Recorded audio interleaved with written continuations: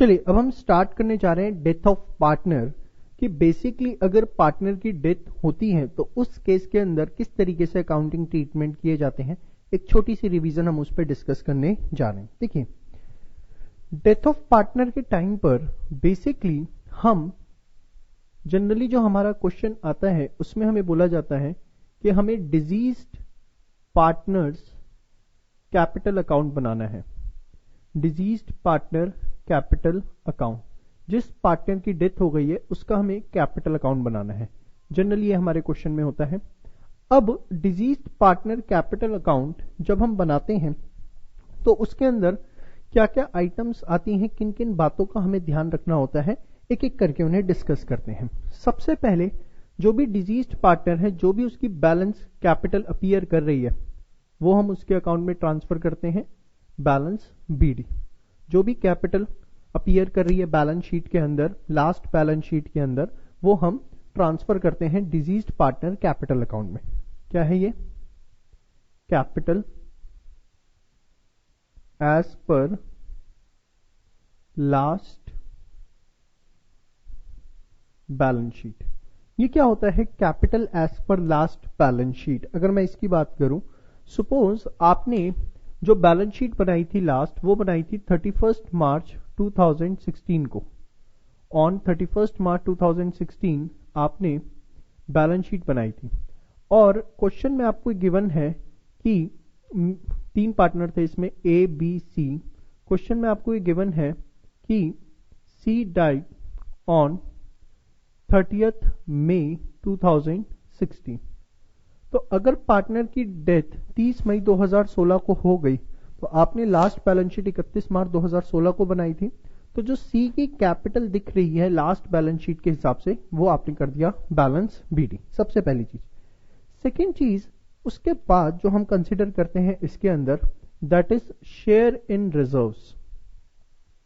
क्योंकि पार्टनर की डेथ हो चुकी है तो जितना भी पार्टनर का शेयर बनता है रिजर्व्स के अंदर, वो सारा का सारा हम पार्टनर को ट्रांसफर करते हैं। This is what share in reserves. और ये शेयर इन रिजर्व्स जो हम निकालते हैं वो कैसे निकालते हैं? Reserves appearing in balance sheet multiply by diseased partner share. जो भी जिस भी पार्टनर की डेथ हुई है उसका जो भी शेयर था उससे हम इसे क्या कर देते हैं? मल्टीप्लाई कर देते हैं। ठीक है। इसके बाद नेक्स्ट चीज जो हम पार्टनर को देते हैं that is share in goodwill. ध्यान से देखिए एक चीज। नेक्स्ट चीज जिसको हम बात करते हैं that is share in goodwill. अब ये जो शेयर इन गुडविल मैं लिख रहा हूं, शेयर इन गुडविल कौन देगा पार्टनर्स को? ये देंगे गेनिंग पार्टनर। जिस पार्टनर की डेथ हुई गई है उसका शेयर जो जो पार्टनर गेन कर रहे हैं, उसका शेयर जो जो पार्टनर गेन कर रहे हैं वो gaining partner share in goodwill देंगे। किसको? शेयर, बेशक आप इसे यहां से हटा दीजिए, यहां लिख देते हैं हम शेयर इन गुडविल। अब ये शेयर इन गुडविल जो होता है ये किस तरीके से निकलता है? ध्यान से देखिए।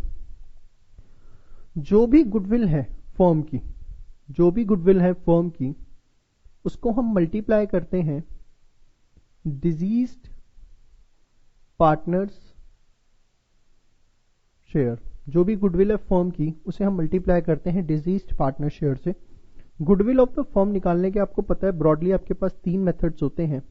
One is average profit method, second is super profit method, third is capitalisation method. 3 method आपके पास होते हैं, आपको पता है गुडविल निकालने के, जो कि आप मेरे साथ ऑलरेडी सीख चुके हैं goodwill valuation of goodwill chapter में, सुपर प्रॉफिट मेथड। अब जो भी गुडविल ऑफ फर्म होता है multiply by diseased partner share, और ये जो multiply by diseased partner share है ये शेयर इन गुडविल कौन देगा? गेनिंग पार्टनर्स देंगे। कोई एक पार्टनर देंगे, that will B gaining partners. हाँ, अगर एक ही गेनिंग पार्टनर है तो उस केस में एक हो सकता है। अब जब हम गुडविल देते हैं तो इसकी एंट्री क्या करते हैं, gaining partners capital account debit to sacrificing partners capital account, और सेक्रीफाइस कौन कर रहे हैं यहाँ पर, डिजीज्ड पार्टनर। तो अगर हम इसकी एंट्री भी देखना चाहें तो एंट्री क्या होगी, gaining partners capital debit to deceased partners capital. ठीक है जी, चलिए हमने ओपनिंग कैपिटल दे दिया, रिजर्व दे दिया, शेयर दे दिया गुडविल के अंदर। इसके बाद हम एप्रोप्रिएशंस देना शुरू करते हैं। एप्रोप्रिएशन के अंदर जो सबसे पहली एप्रोप्रिएशन मेरे पास आती है that is interest on capital. अगर क्वेश्चन के अंदर गिवन है, मेंशन है, स्पेसिफाइड है, तो आपको प्रोवाइड करना है क्या, आपको प्रोवाइड करना है इंटरेस्ट ऑन कैपिटल। अब ये इंटरेस्ट ऑन कैपिटल जो है वो कंप्यूट किस तरीके से होता है, बहुत ध्यान से देखिए। देखिए इंटरेस्ट ऑन कैपिटल निकालते हुए आपको कुछ बातें ध्यान रखनी है। सबसे पहले जो भी ओपनिंग कैपिटल थी, जो भी ओपनिंग कैपिटल है उसके ऊपर हमें इंटरेस्ट ऑन कैपिटल देना होता है। और ओपनिंग कैपिटल पे हम किस तरीके से इंटरेस्ट देते हैं, opening capital multiply by rate of interest divided by 100। But एक बात ध्यान रखिए, सपोज 1 लाख रुपए ओपनिंग कैपिटल और 10% रेट है, तो 1 लाख इंटू 10% नहीं करना आपको। देखिए पार्टनर कब तक फर्म के अंदर सरवाइव कर रहा था, पार्टनर सरवाइव कर रहा था 30 मई तक, तो आपको 31 मार्च से सिर्फ 30 मई तक का इंटरेस्ट पे करना है। तो ये कैसे निकलेगा, अगर मैं इसकी बात करूं तो नीचे लिया मैंने 12 या 365 अगर वो डेज के अंदर आता है तो, और ऊपर हम क्या लेते हैं बताओ, इसके अंदर हम लेते हैं period between last balance sheet date and up to date of death. वो पीरियड जो लाए करता है last balance sheet and up to the date of death, उसके ईयर में हम क्या देते हैं, इंटरेस्ट ऑन कैपिटल। तो ये भी आपने मेरे साथ देखा कि इंटरेस्ट ऑन कैपिटल हमें किस तरीके से कंप्यूट करना है। आगे बात करते हैं नेक्स्ट चीज जो हमें पार्टनर को देनी होती है इसमें, share in profit and loss suspense account जिसको हम लिखते हैं, that is share in profits. अब हम इसे profit and loss suspense account क्यों लिखते हैं, अगर आपको याद हो, हम इसलिए लिखते हैं profit and loss suspense account क्योंकि हम बैलेंस शीट नहीं बना रहे इस डेट पे जिस दिन पार्टनर की डेथ हुई है। जिस दिन हम अपने फाइनेंशियल्स क्लोज कर रहे होते हैं उस दिन हमारा P&L और बैलेंस शीट बनता है। क्योंकि हम 30 मई को फाइनेंशियल्स क्लोज नहीं कर रहे हैं, हमें इन बिटवीन पार्टनर को शेयर इन प्रॉफिट देना पड़ गया, तो instead of writing P&L account हम क्या लिखते हैं, P&L सस्पेंस अकाउंट। अब ये जो शेयर इन प्रॉफिट निकलता है इसको किस तरीके से निकाला जाता है वो अभी मैं थोड़ी देर में आपके साथ डिटेल में डिस्कस करता हूं। तो सबसे पहले ओपनिंग कैपिटल, फिर रिजर्व दिया, फिर आपने क्या दिया, शेयर इन गुडविल, फिर interest on capital, P&L suspense. Question के अंदर अगर सैलरी के बारे में कुछ बोला गया है, कमीशन के बारे में कुछ बोला गया है, तो वो भी आप पार्टनर को प्रोवाइड करेंगे। ठीक है जी। इसके बाद अगर पार्टनर की किसी भी तरह की कोई ड्राइंग्स थी तो उस पर आप क्या चार्ज करेंगे, इंटरेस्ट ऑन ड्राइंग्स। अगर किसी भी तरह की कोई ड्राइंग्स थी तो हम उस पर क्या चार्ज करते हैं, इंटरेस्ट। और ड्राइंग से पार्टनर की कैपिटल भी क्या हो जाती है, कम। ठीक है जी। ये मैक्सिमम आइटम्स आपको देखने को मिलती हैं डिजीज्ड पार्टनर्स कैपिटल अकाउंट में।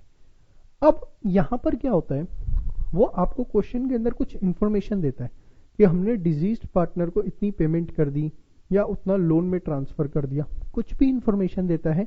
इररिस्पेक्टिव ऑफ दैट आप ये बात ध्यान रखिए, ये जो डिजीज्ड पार्टनर कैपिटल अकाउंट है, चाहे वो क्वेश्चन में बोले पेमेंट करी, पेमेंट नहीं करी, पार्ट पेमेंट करी, सब कुछ इमटेरियल है।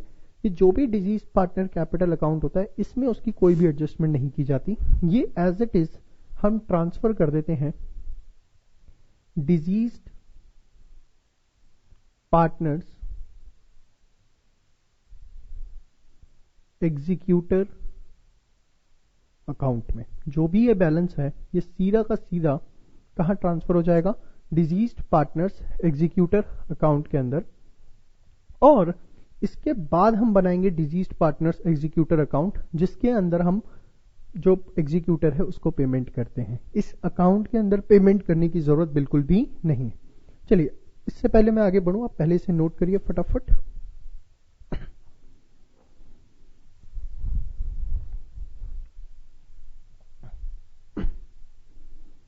अब मैं बात कर रहा था कि प्रॉफिट एंड लॉस सस्पेंस किस तरीके से कंप्यूट किया जाता है, किस तरीके से शेयर इन प्रॉफिट्स दिए जाते हैं। ध्यान से देखिए, जब मैं बात करता हूं शेयर इन प्रॉफिट्स की, देखिए प्रॉफिट्स में शेयर देने का तरीके बहुत सारे हो सकते हैं। On the basis of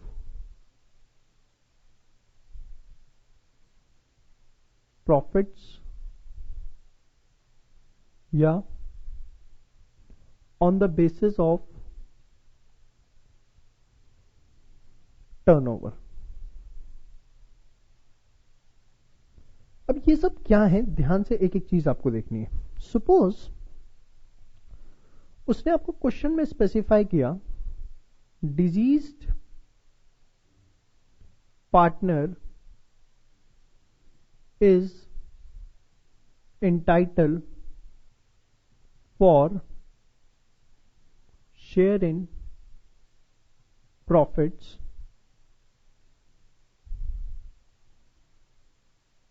and such profits will be average of past 3 years profit. पिछले 3 सालों के प्रॉफिट्स की एवरेज लेनी है और उसके बेसिस पे हम डिजीज पार्टनर को शेयर देंगे।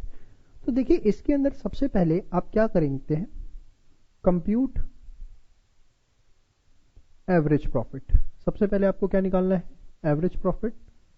उसके बाद जब एवरेज प्रॉफिट आप निकाल लेंगे तो आप निकालेंगे शेयर ऑफ डिजीज्ड पार्टनर। अब जब आप शेयर ऑफ डिजीज्ड पार्टनर निकालते हैं तो ये शेयर ऑफ डिजीज्ड पार्टनर किस तरीके से निकलता है, ये शेयर ऑफ डिजीज्ड पार्टनर आप किस तरीके से निकालते हैं, जो भी प्रॉफिट्स आए आपके, जो भी आपके एवरेज प्रॉफिट्स आए स्टेप 1 में। देखो, सबसे बड़ी चीज एक बात ध्यान रखो, ये जो एवरेज प्रॉफिट्स आए ये पूरे साल के प्रॉफिट है और हम डिजीज्ड पार्टनर को पूरे साल के प्रॉफिट नहीं दे रहे हैं। तो हम क्या करते हैं, सबसे पहले एवरेज प्रॉफिट्स को मल्टीप्लाई करते हैं period between last balance sheet date and date of death. जो पीरियड आ रहा है लास्ट बैलेंस शीट डेट और डेट ऑफ डेथ तक का, डिवाइड बाय 12 से, ताकि इससे हमारे प्रोपोर्शनेट प्रॉफिट आ सके। क्या आ सके, प्रोपोर्शनेट प्रॉफिट्स। अगर क्वेश्चन के अंदर वर्ड प्रोपोर्शनेट प्रॉफिट ही लिखा हुआ है, कैलकुलेट करके दे रखा है, तो टाइम फैक्टर से मल्टीप्लाई करने की जरूरत नहीं है। उसने लिख दिया कि proportionate profit for the year 2016-17 is this, तो वो प्रोपोर्शनेट का मतलब टाइम फैक्टर उसमें कंसिडर कर रखा है। ठीक है, अब इसको हम आगे मल्टीप्लाई करते हैं फिर किससे, डिजीज्ड पार्टनर्स शेयर से, और जो भी ये प्रॉफिट आते हैं वो फिर हम दे देते हैं किसको, पार्टनर को। ठीक है जी। अब इसके बाद एक तो ये हो गया कि उसने हमें बोला disease partner is entitled for share in profits and such profits will be average of past 3 year profit. कई बार जरूरी नहीं है कि वो पास्ट 3 ईयर प्रॉफिट या पास्ट 4 ईयर बोले, वो सिर्फ ऐसे भी बोल सकता है आपको past year profit. Past year profit का मतलब क्या है, अगर क्वेश्चन के अंदर लिखा हुआ है सिर्फ पास्ट ईयर प्रॉफिट लेने हैं तो इसका मतलब ओनली लास्ट ईयर प्रॉफिट, जो भी आपके लास्ट ईयर प्रॉफिट है वो आपको लेने। समझ में आई बात। अच्छा, इसके अंदर आप एक बात ध्यान रखना, कई बार क्या होता है क्वेश्चन के अंदर आपको लास्ट ईयर प्रॉफिट गिवन नहीं होते, बोल दिया उसने कि लास्ट ईयर प्रॉफिट पे देने, but last year profit question में गिवन नहीं होते। और लास्ट ईयर प्रॉफिट वो इस तरीके से गिवन होते हैं कि जब आप बैलेंस शीट देख रहे हो जैसे 31 मार्च 16 की, तो यहां लिखा हुआ है P&L, तो एडजस्टमेंट लिखा हुआ था पार्टनर की जो डेथ है वो हुई है 30 मई को। तो बेसिकली अगर यहां पर भी P&L लिखा हुआ है 31 मई मार्च 2016 को, लास्ट बैलेंस शीट के अंदर कुछ P&L आपको गिवन है, तो बेसिकली वो क्या दिखा रहा है, लास्ट ईयर प्रॉफिट। तो जरूरी नहीं एडजस्टमेंट में गिवन हो सकता है वो बैलेंस शीट में भी आपको गिवन हो, बी केयरफुल। ठीक है, on the basis of turnover किस तरीके से दे सकता है, उसने आपको बोल दिया profits of firm is considered 10% of turnover and turnover up to death is 10 lakh. Profits हमें देने हैं 10% ऑफ दी टर्नओवर, मतलब प्रॉफिट जो आते हैं फर्म के वो हम मानते हैं कि जो भी टर्नओवर हुई है उसका 10% है, और हमें टर्नओवर गिवन है कि up to the date of death जो टर्नओवर हुई थी वो कितनी हुई थी, वो 10 लाख रुपए हुई थी। अब इस केस के अंदर हमें क्या करना है, ध्यान से देखिए, पहले आप इसे नोट कर लो फटाफट। देखिए ऐसी सिचुएशन के अंदर एक बात आपको बड़ी स्ट्रिक्टली देखनी है कि आप जो प्रॉफिट्स निकालोगे कैसे निकालोगे, turnover up to death multiply by 10%, ये निकालोगे। ये जो प्रॉफिट्स आपके पास आए हैं ये प्रॉफिट्स नहीं है, ये आपके पास क्या आए हैं, प्रोपोर्शनेट प्रॉफिट्स। क्यों आए हैं प्रोपोर्शनेट प्रॉफिट, क्योंकि जो टर्नओवर आपको गिवन है वो कब तक का गिवन है, up to the date of death. तो शेयर इन प्रॉफिट्स यहां पर जो आपको निकालना है वो किस तरीके से निकालना है, proportionate profits multiply by deceased partners share। ठीक है जी। तो टाइम फैक्टर आपको कब कंसीडर करना है, अगर मैं बात करूं कि टाइम फैक्टर वाली बातें कब आती है, एक तो इंटरेस्ट ऑन कैपिटल में, P&L सस्पेंस में भी आ सकती हैं, बट कब आएंगी, जब on the basis of profit निकल रहा हो। टर्नओवर के बेसिस पे अगर प्रोपोर्शनेट टर्नओवर गिवन है तो कंसिडर टाइम फैक्टर नहीं करना। इंटरेस्ट ऑन ड्रॉइंग्स के केस में भी आपके पास टाइम फैक्टर आ सकता है। ठीक है, सेम वे कमीशन या सैलरी भी आप निकाल रहे हैं तो इसमें टाइम फैक्टर वाली चीजें कौन सी, आप ये बात ध्यान रखना, एक इंटरेस्ट ऑन कैपिटल, एक P&L suspense, salary and commission और इंटरेस्ट ऑन ड्रॉइंग्स। ये चार चीजें जब आप निकाल रहे हैं, दोनों interest, share in profits and salary commission, तो टाइम फैक्टर उसमें आपको कंसिडर करना है। गुडविल के केस में टाइम फैक्टर कंसिडर नहीं करना, रिजर्व्स के केस में टाइम फैक्टर कंसिडर नहीं करना। ठीक है, तो एक बड़ी ही छोटी सी समरी मैंने आपके सामने रखी है डेथ ऑफ पार्टनर की, कि डेथ के केस के अंदर क्या क्या चीजें हमारे सामने आती हैं, एक क्विक रिवीजन की फॉर्म में हमने इसे देखा। अब मैं आपको इसके आगे बता रहा था कि सपोज आपने आपका अकाउंट क्लोज किया, जो भी बैलेंस आया आपने उसे कहां डाल दिया, डिजीज्ड पार्टनर एग्जीक्यूटर में। अगर आप कुछ पेमेंट कर रहे हो तो आपको बनाना पड़ेगा डिजीज्ड पार्टनर एग्जीक्यूटर अकाउंट। उसके अंदर डिजीज्ड पार्टनर एग्जीक्यूटर अकाउंट के अंदर ये फिगर यहां पर ट्रांसफर होगी by the name of deceased partners capital account। ये फिगर आपके पास आ गई। देयर आफ्टर जो भी आप पेमेंट कर रहे हो बैंक से या कैश में, वो आप पेमेंट करोगे। ये पेमेंट गलती से भी यहां पर मत कर देना आप, और यहां पर फिर आपका बचेगा जो बैलेंस, उसको बैलेंस शीट ही नहीं लिखना, उसको हम लिखते हैं डिजीज्ड पार्टनर्स लोन अकाउंट। उसको हम क्या लिखते हैं, डिजीज्ड पार्टनर्स लोन अकाउंट।